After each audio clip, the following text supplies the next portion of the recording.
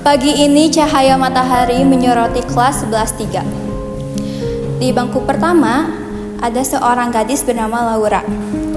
Ia cantik, pintar, ramah, dan juga selalu menjadi sorotan guru-guru di sekolah ini. Tapi, semua sorotan itu tidak selamanya menjadi sebuah pujian. Di balik semua sorotan dan senyuman kepada Laura, terdapat tatapan iri terhadapnya. Salah satunya datang dari teman terdekatnya, yaitu Sasa. Sasa dan Laura seringkali disebut duo golden karena mereka sering meraih prestasi bersama-sama. Sasa menyimpan luka.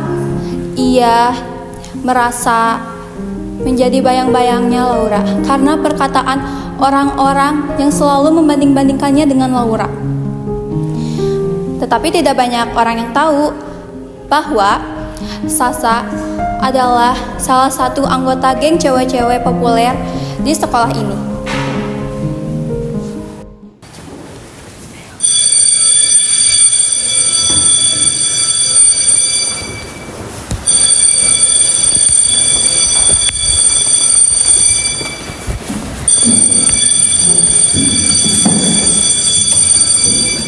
Sumpah ya, gue kesel banget sama guru-guru di sekolah ini.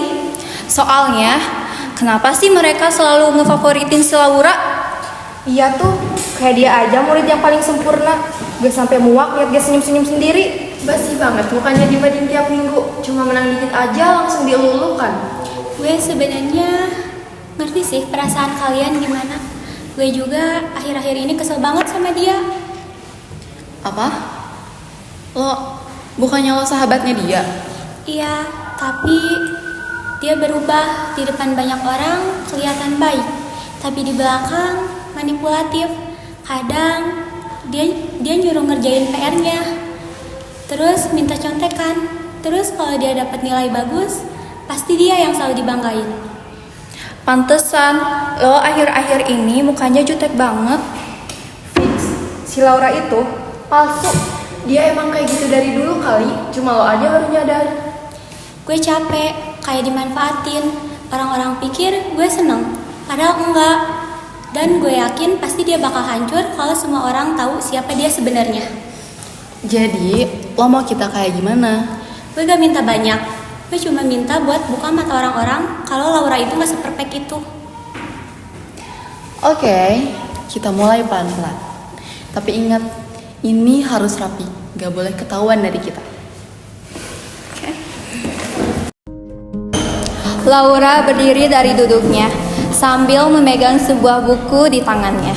Tetapi langkahnya terhentikan saat tubuh mungilnya tersenggol keras dari samping.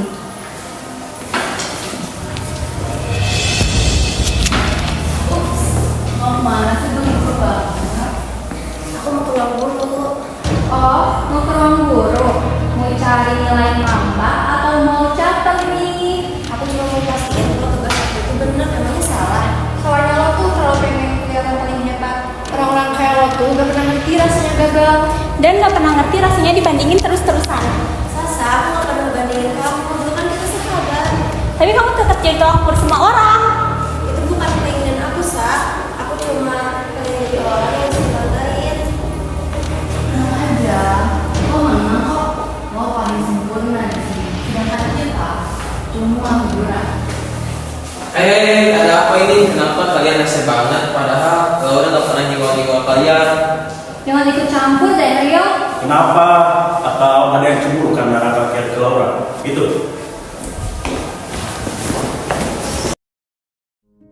Di tengah jalan lorong yang sepi, hanya ada Laura seorang dengan kondisi perasaannya yang campur aduk. Ia pun duduk di meja kelasnya dengan kondisi buku yang terbuka, lalu menatap jendela. Terlihat sekali raut wajahnya sangat lelah.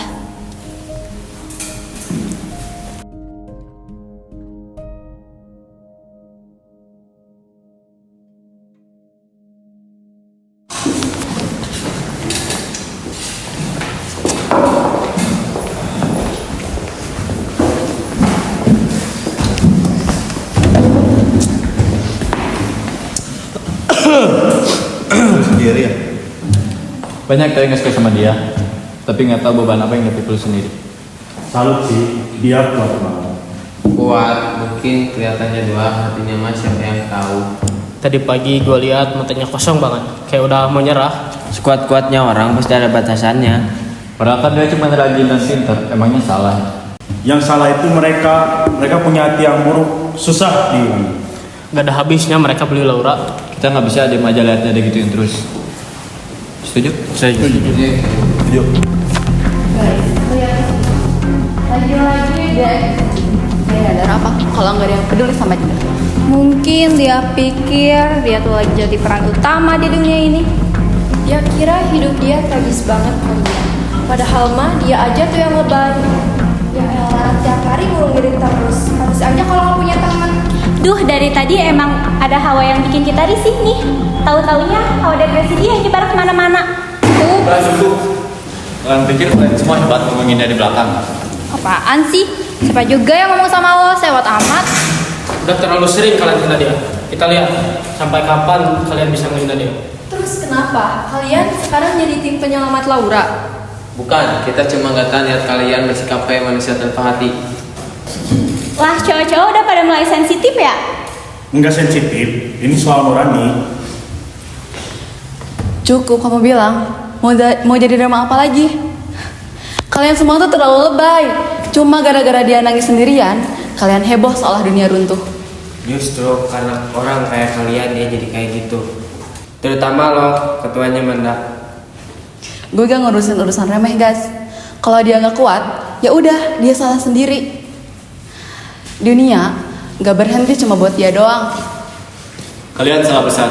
Dunia emang gak bakal berhenti, tapi orang yang baik hati bakal berhenti buat bantu yang lain.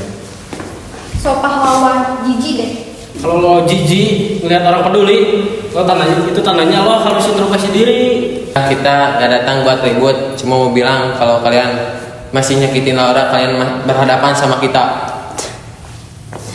So berani. Tapi ya udah, kita lihat aja nanti.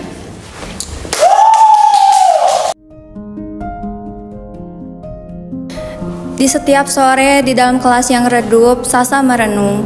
Di pikirannya berulang-ulang, suara orang-orang yang selalu membandingkannya dengan Laura. Hari demi hari, bayangan itu pun terus menghimpit Sasa.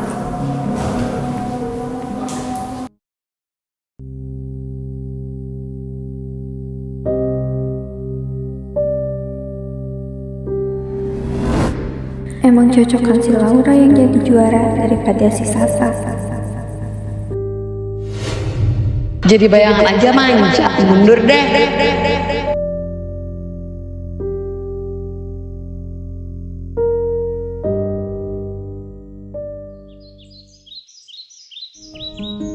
Keesokan harinya, geng Manda datang lebih awal ke kelas. Mereka langsung mencoret-coret papan tulis dengan kata-kata yang kasar dan juga mencoret-coret buku Laura yang mereka temukan di bawah meja. Dan meja Laura yang terbiasa rapi kini penuh dengan gulungan kertas.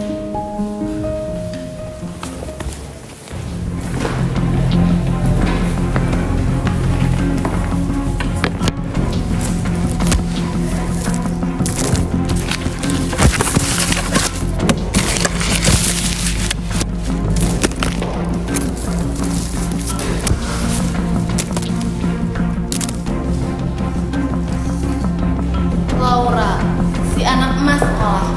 Udah dapat berapa banyak pujian pagi ini? Kok kamu nanya kayak gitu? Aku juga kan sama kayak kalian mau belajar. Tapi lo itu tetap aja bikin kita kelihatan bodoh. Lo itu selalu di atas, sampai-sampai orang lain gak pernah kelihatan. Apa sih yang lo kejar? Pengakuan, medali, Atau lo takut gak dianggap sempurna lagi? Kalian pikir aku bahagia dapat nilai tinggi? Dan kalian pikir aku nggak pernah capek? Aku belajar sampai tengah malam. Aku nggak punya waktu sama teman kayak kalian.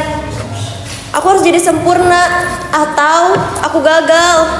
Tapi lo tetap jadi alasan buat gue dijauhin. Semua orang selalu bilang, Laura pinter lah, inilah, itulah. Gue capek, gue selalu jadi bayangan lo.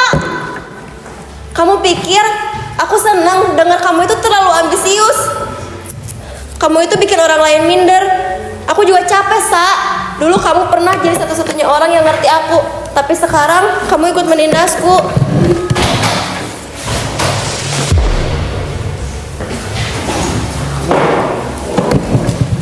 Laura, lo pikir lo bisa terus jadi bintang di sini? Gak selamanya lo itu di atas, Laura. Kalian gak tahu apa-apa. Aku capek. Aku capek jadi simbol kesempurnaan. Orang tua aku selalu bilang aku itu harus jadi nomor 1. Tapi nomor 1 itu gak punya temen. Nomor 1 gak boleh capek. Aku belajar karena aku hidup dalam tekanan. Dulu aku pernah punya sahabat, tapi sekarang aku gak punya karena semua orang ngebandingin kita. Aku cuma mau dimengerti. Udah cukup.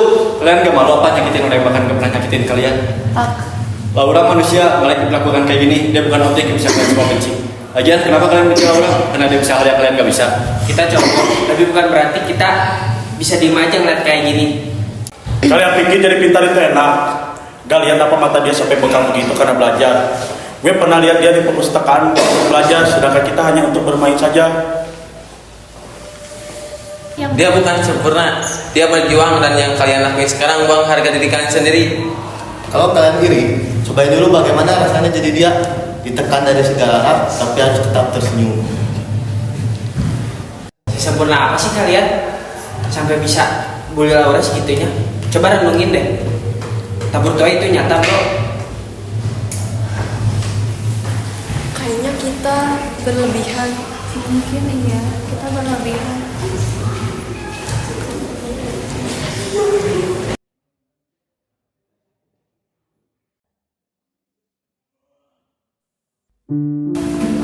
Gas.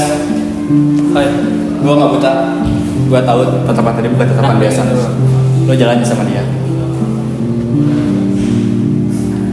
Kata benar. Lo sama dia backstreet ya? Lo kan tahu, Gas. Gue suka Laura dari lama dan lo malah nikung gue diem-diem. Gue gak nikung. Gue juga punya rasa. Gue gak pernah maksa Laura buat sama gue. Ini jalan sendiri, Rang. Dan lo diem soal gak ada apa-apa. Gue diem, gue takut lo kecewa. Gue gak bisa gak pura-pura kecewa. Jangan sampai kecewa lo, Rang.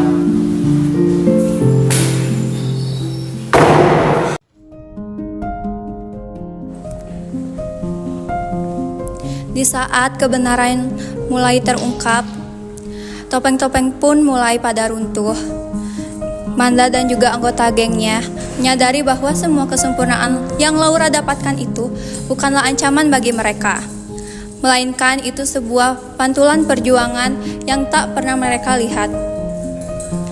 Manda dan juga teman-temannya pun menyadari kesalahannya dan meminta maaf kepada Laura.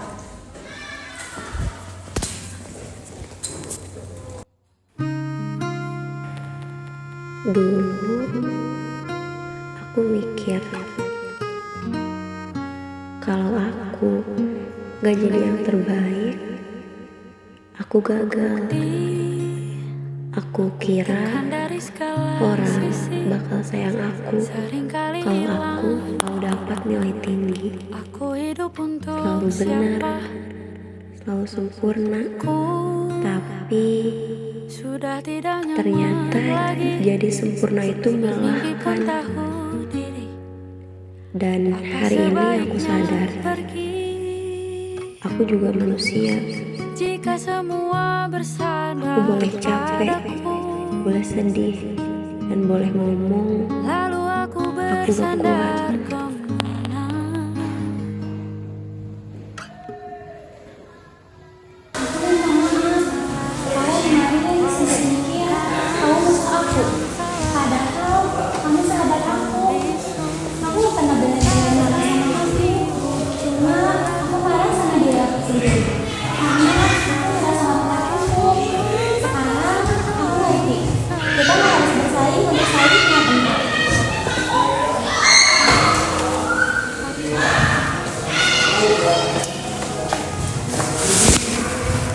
Laura, gue minta maaf. Gue banyak salah sama lo. Gue iri. Makanya gue cari cara biar lo jatuh. Tapi semakin gue coba, semakin gue sadar kalau gue gak jadi apa-apa. Kita Sorry, Ra.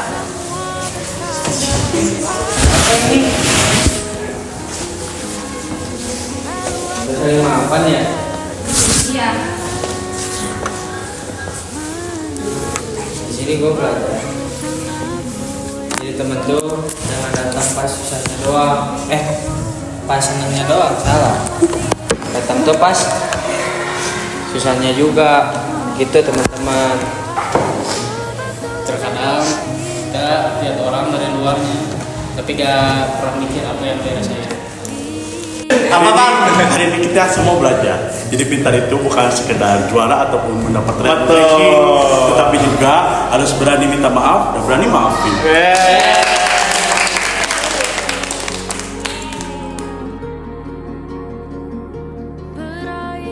Dan pada akhirnya Laura menang, bukan karena nilai dan juga bukan karena pengakuan, tetapi karena mereka semua damai dan Laura berhasil memenangkan untuk dirinya sendiri.